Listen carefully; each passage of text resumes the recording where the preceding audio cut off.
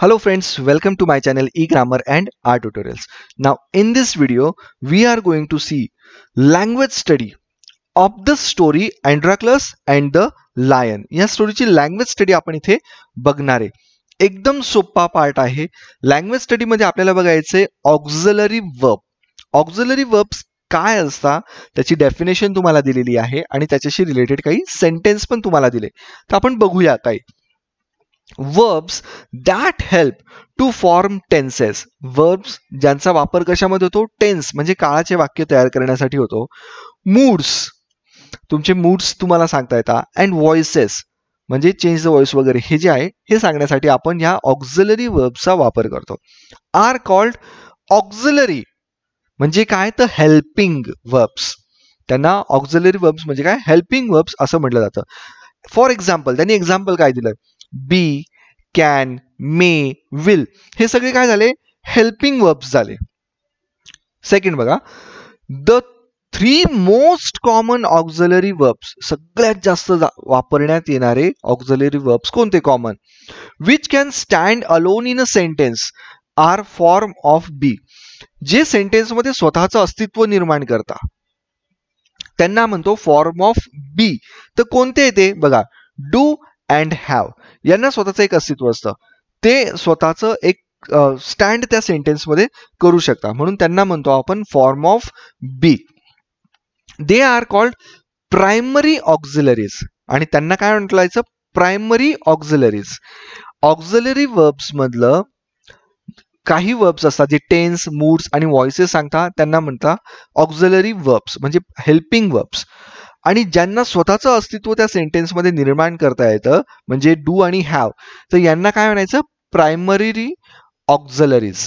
कळते? For example बघा, ह्याचं एक्झाम्पल बघा. She is a student of class 8. She is स्वतःचं एक अस्तित्व आहे मग फॉर्म ऑफ बी आहे हा. ही डज हिज वर्क वेल. तो त्याचं काम चांगलं करतो. डज फॉर्म ऑफ बीचं म्हणजे डू आहे. डूचं डज, डीड असं होतं. मग he does his work very well. Work well. Third, I have a cold. मला ताप आहे. कळतंय तुम्हाला? सॉरी, मला आय हॅव अ कोल्ड मला सर्दी आहे. कळतंय? आता फॉर्म ऑफ बी कोणते कोणते तर मग ते लक्षात घ्या. आता हे कळलं पाहिजे फॉर्म ऑफ बी कोणते नेमके. मग ॲम, इज, आर, वॉज, वर, विल, शॅल हे फॉर्म ऑफ बी आहे. नंतर फॉर्म ऑफ डू कोणते कोणते? डू, डज आणि डीड हे फॉर्म ऑफ डू. आणि फॉर्म ऑफ हॅव हे कोणते? तर हॅव, हॅज आणि हॅड हे फॉर्म ऑफ हॅव झाले. आता हा चार्ट तुम्हाला तुमच्या वहीमध्ये लिहून घ्यायचा. ही डेफिनेशन आणि हा चार्ट तुमच्या वहीत लिहायचा आहे. नंतर देअर आर अदर ऑक्झिलरीज. यांच्या व्यतिरिक्त म्हणजे आपण हेल्पिंग वर्ब पाहिले म्हणजे हेल्पिंग ऑक्झिलरीज पाहिली, ऑक्झिलरी वर्ब्स पाहिले, नंतर प्रायमरीली ऑक्झिलरीज पाहिले.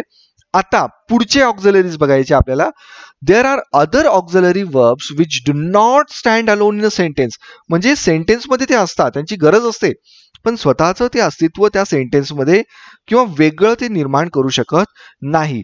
दे अकंपनी मेन ऍक्शन वर्ब. ते कोणाच्या सोबत असतात? कोणाच्या तरी जोडीने आलेले असतात. तर मेन ऍक्शन वर्ब जे असतात त्यांच्या जोडीने आलेले असतात. मग त्यांना म्हणतात modal auxiliary verbs. They are called model auxiliary verbs. मग त्यांना मॉडेल्स सुद्धा म्हटलं जातं फक्त. मग ते कोणते कोणते?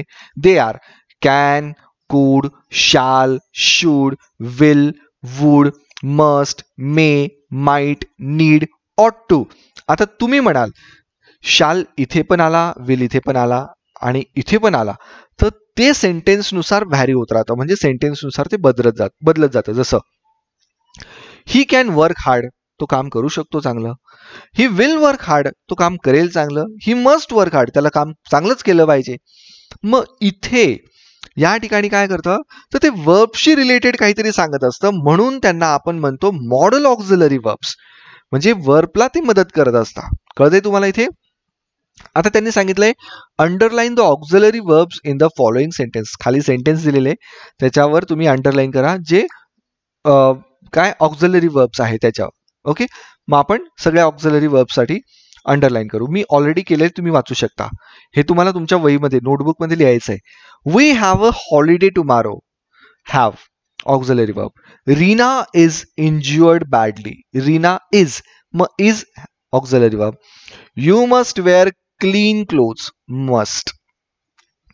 शी should talk properly, should. They did not help me, did. A big thorn had pierced the lion's toe, had. The lion was caged, was. Androclus did not like his master, did. They could not leave him, could. आणि दहावं बघा, he would no longer be a slave, would. 11th, the slaves were forced to work, were. And last 12th one, we should show kindness to animals, so should. कळते तुम्हाला? हे सगळे model auxiliary verbs आपण लिहिलेले आहेत, म्हणजे त्यांच्या खाली अंडरलाईन केलंय. तुम्ही काय करायचं, फक्त हे तुमच्या नोटबुक मध्ये सगळं ॲज इट इज लिहून टाकायचं. Understood? Thanks for watching my video.